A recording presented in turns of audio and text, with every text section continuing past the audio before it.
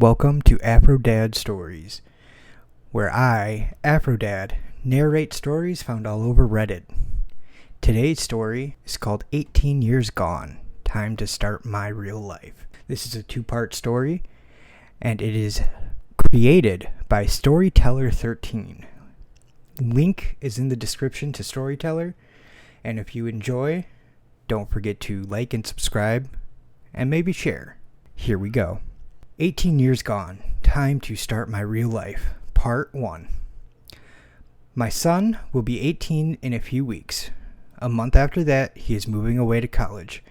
As soon as he is out of the house, I'm filing for divorce, and he and his mother will never see me again. It may sound harsh, but hear my story first. As a teen, I had plans to explore the world. When I was 14, I started planning. I had a 20-year plan. I would work, study, prepare till I'm 20. After that, I would travel, work a few years, travel, and repeat. I had already made a list of countries to travel to. I had already planned the first 15 countries. Every girl I dated knew. I always told them that I'm not here for a long-term relationship unless they are willing to travel with me. To me, that was first date conversation. Paula was one of those girls I was dating casually. She knew my plans of leaving. She knew we would not be long-term. And that is where I made a mistake. I treated her like a girlfriend. I treated her well, and she was loving it, and she did not want it to stop. I was 5 months away from my departure date when my world came crashing down. Paula told me she was pregnant, and it could only be mine. I'm not proud of it, but I asked her if she was sure it was mine, because I always wore protection. She reminded me a few times I was drunk, not really drunk, but enough under the influence that I forgot to use a condom. Turns out she orchestrated this to get pregnant. For some people, it is easy to just run away from their responsibility. For me, it is not possible. It is just not who I am. I couldn't leave. That is my child, my responsibility. I brought up terminating the pregnancy. She wouldn't have it. She refused to even talk about it. I saw no other way out. I canceled all my plans to stay and take care of my child. When our parents heard about it, we were pressured into marriage. I refused to have a big wedding, so we had a courthouse wedding and a barbecue after. In the few pictures I was in, I looked like I was at a funeral, not my wedding. I took that promotion at work. I initially declined it because I was planning on leaving in a few months, and we got an apartment. 7 years ago, we did buy a house together. In the 4th month, we had an argument, or more like she argued with me, and I just sat there, drank, and took it all. She let it slip that she got pregnant deliberately. When I confronted her about it, she backpedaled and started gaslighting me that I heard wrong. I wasn't drunk. I wasn't sober anymore. But I know what I heard. That's when I knew I was deliberately trapped in this marriage. That is when the last bit of love I had for her disappeared. I slept on the couch for a few days. I had a vasectomy that week without telling Paula. She still doesn't know. I was still angry when she went into labor, so I wasn't in the delivery room. I made up an excuse afterward. She named our son Nico. I know that if I opened my mouth, I would have had some input in the name, but I wasn't interested. When Nico was 3, I told Paula it was about time she looked for a job. She said she wanted to become a stay-at-home mom. I told her that was not going to happen. She tried to force it, but I had all the cards in hand. I paid the bills and left her enough money for grocery shopping, nothing more. If Nico needed anything, I bought it for him. I made sure there was no extra money left for her to do anything else. She could not even get takeout. After 3 months, she started looking for work, and she has worked ever since. Our finances have always stayed separate. I like Nico. I just never loved him. I gave him everything he needed, nothing more. I know I was an absentee father and a terrible husband, but I never wanted to be either. Paula trapped me in a life I never wanted. I'm an office worker thanks to her. I should be traveling. We did have a good sex life, but for me, there was no love, just lust. And I made a show of it by always wearing a condom. She never knew about the vasectomy. The condom was symbolic of how we got there. I knew she was cheating when she had a miscarriage, but I never cared enough to do anything about it. For the last 18 years, I have worked, gone camping, or done any other solo activity on the weekends. I did go to all of Nico's games and activities, but I never did anything extra with him. I don't have a bond with my son. But he is my responsibility, so I made sure he had everything he needed. When he needed braces, I paid for them. When he had his appendix removed, I brought him to the hospital. When he was 16, I bought him a car. He still has that car. He even has a college trust fund. I did everything to give him a great start in life.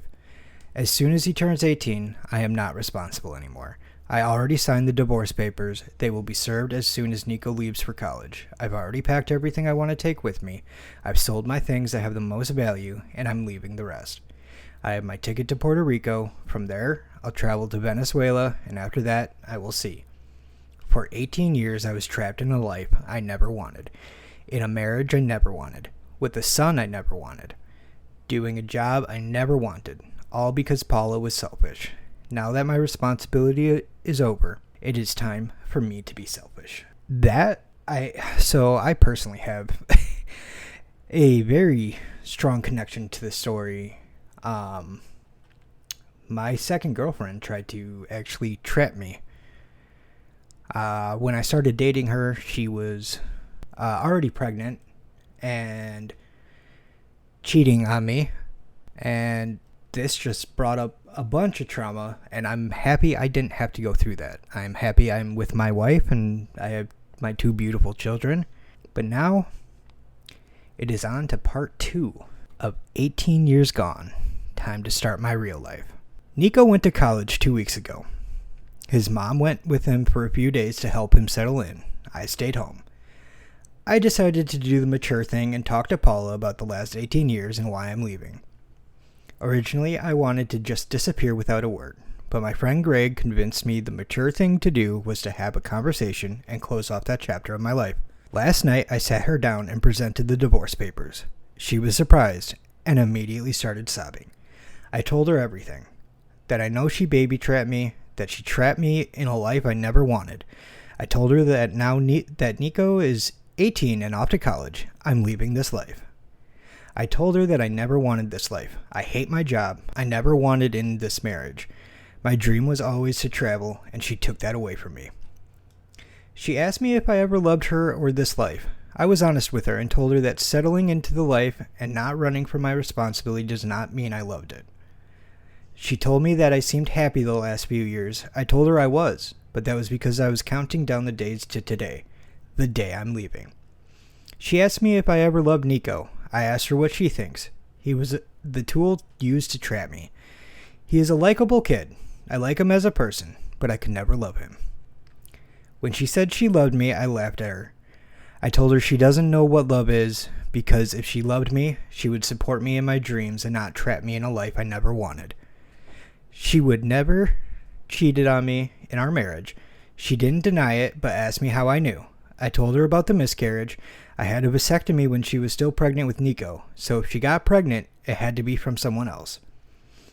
I also told her if she had that baby, I would have called her out and would never take responsibility for a child that isn't mine. When she asked why I never confronted her about the cheating, I told her it was because I didn't care. When she asked me if I ever cheated, I told her I didn't. I was tempted a lot, but I never did. I wasn't loyal out of love, but out of principle.